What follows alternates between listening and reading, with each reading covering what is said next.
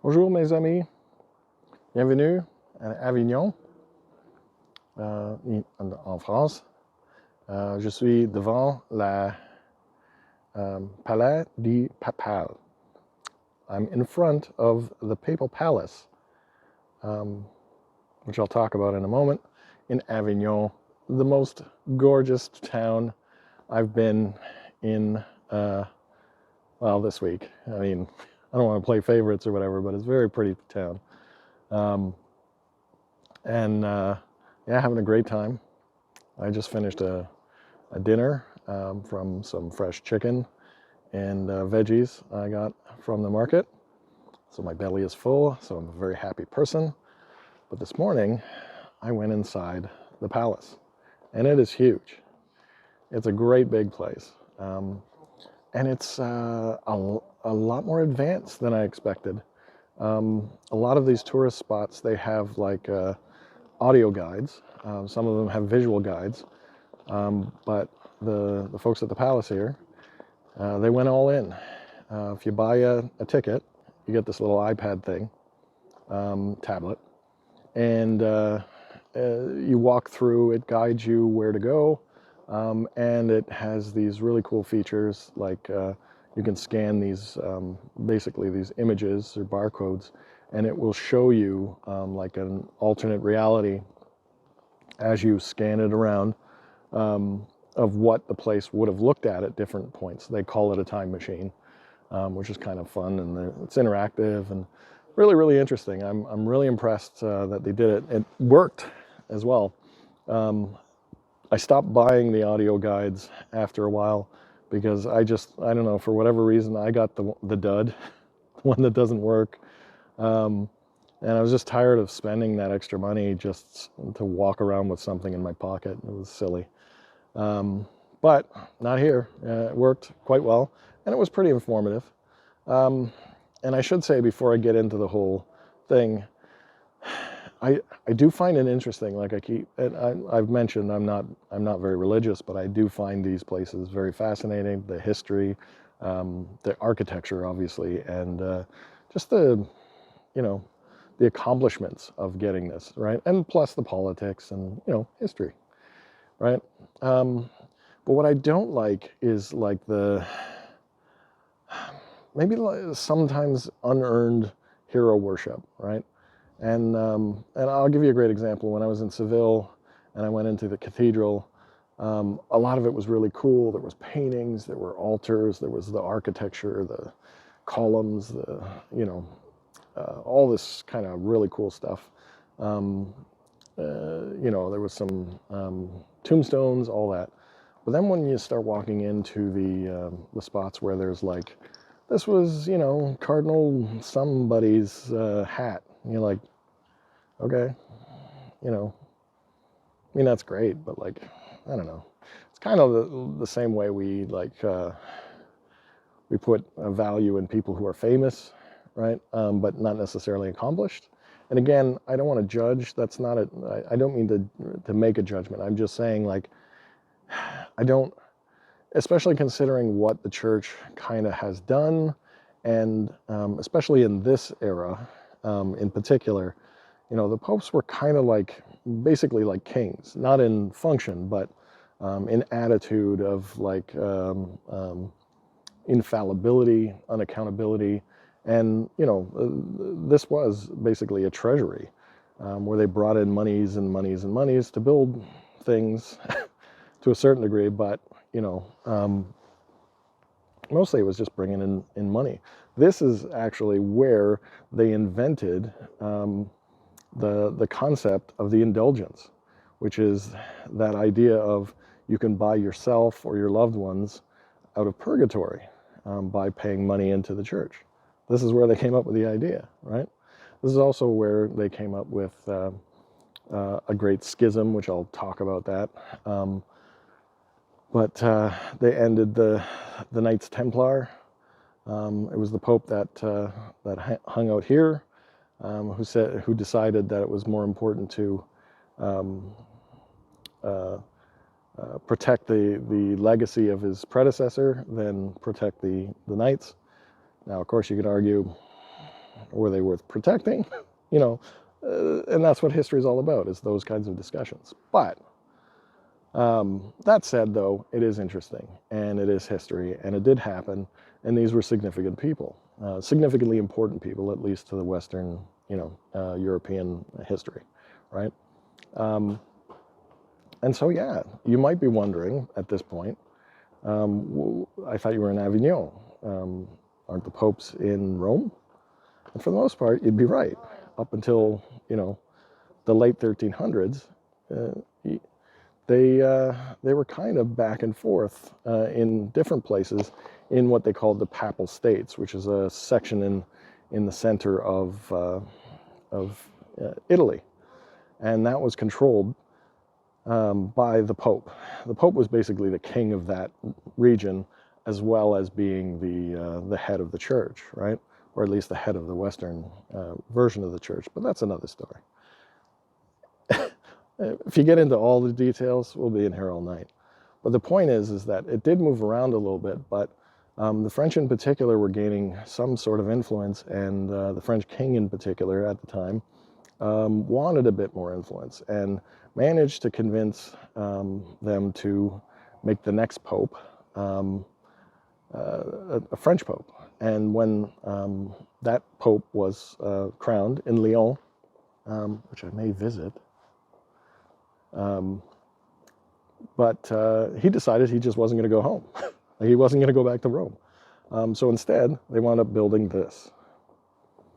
And for 7 popes, the papacy, the head of the Catholic Church, was right here in the 1300s. And so that's 7 popes. If you convert that into years, I think that's around 67. But yeah, 7 popes. Then finally, of course, at the time, they thought a lot of the people outside of Avignon felt that the popes here were just basically puppets of the French king, and they were upset, and they finally made some. It's that schism that I was talking about before, where they were now going to. There was going to be some rebellions, there were going to be some splits in the church, that who knows where it was going to be. And so at some point, the Pope, who was reigning here in the late 1300s, decided, you know what, I think it's best for everyone if I go to Rome. And of course, the people in France, the people in Avignon in particular, were like, no, you're not the Pope anymore. We got a new Pope. And so for a time, there was actually 2 popes. It was actually a 3rd Pope. And a 4th pope at some point, but the 2 main popes were ruling at the same time, both considering themselves the center of the Catholic Church, the owner of the Papal States, all that. And so yeah, for 3 popes, they called them anti-popes, which is just a hilarious term if you think of it from a 2023 perspective, when we talk about antimatter and matter, like it's not like the 2 guys would like show up in the same room and just like absorb each other, into nothing or anything, or some kind of bizarro Superman deal where like one pope was like an evil pope and, all that stuff. It just simply meant not the pope, right? And that was how they used that term back then. But it is hilarious to think that, it's also kind of hilarious to think that somebody just decided that they were the Pope. And I mean, why not? Maybe I'll go in there and decide I'm the Pope. Why not? Or at least for the next 23 days. Because I think I'm on day 5. Anyway. But the building itself is incredible. So I mentioned in another video that Avignon is actually on top of a hill, and it's on top of a big rock.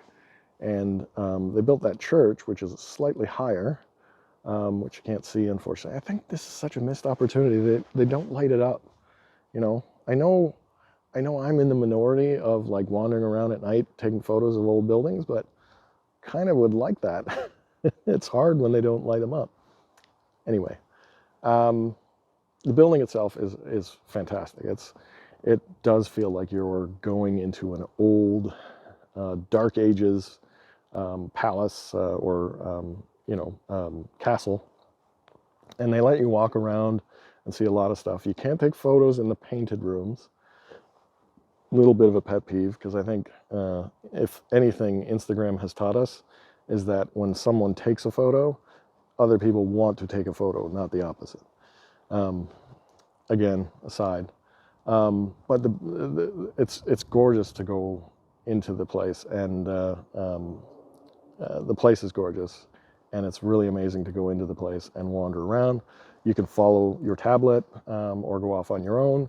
But the one thing that I almost missed following the tablet was there. You go up there, right up top, and you get a panoramic view of the city, which was fantastic. I loved it. I thought it was great. And again, too, I really get a kick out of this. Like, not only climbing on old things, but, there's stairs. It's easy. But it's the stairs, right? Like the spiral staircases and the old, worn down marble, because, people have been walking on these things for 500, 600, 700 years, right?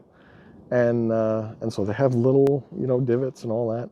Just such a cool experience. And, they're kind of like ramparts, and they have little, open sections, and it's just so cool, And it is a fortress, right? Like it's designed to protect the people inside, and attached to the walls that surround the city. Like, it's just so cool. Like, when do you get a chance to do that, right? Like, it was worth the price of admission to come all this way just to be in this walled city,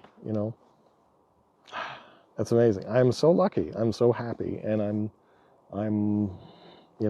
I still have more to do, So with that said, I hope everybody is doing just great out there, because I'm doing great, and I hope you're dreaming of places to go see your own castles. If you're watching this on YouTube, like I said, I've said before, I'd love it if you could subscribe. I'm getting more subscribers all the time, and it's really helping, me get shown out there, which is really cool. Likes, always appreciated. The comments, there's so many comments coming in now, and I'm very, very happy about it, because it means when I wake up in the morning and I post these videos the night before, I get a chance to just read all this stuff, and keep them coming, right? I know a lot of people prefer to send messages or post on Facebook. It's all good. I appreciate it. Thank you. And I love to hear your thoughts. So if you have any further thoughts, there's somewhere in France you think I should be checking out, or southern France, someplace I can go. I am going on a trip this weekend. Tomorrow I'm heading out for my first day trip away from Avignon, and I'm really excited about that. So with that said, I should finish up and head to bed. So, bonsoir. Bonsoir, mes amis. French is getting a little better, but I'll talk about that a little later. Anyway, good night, everyone.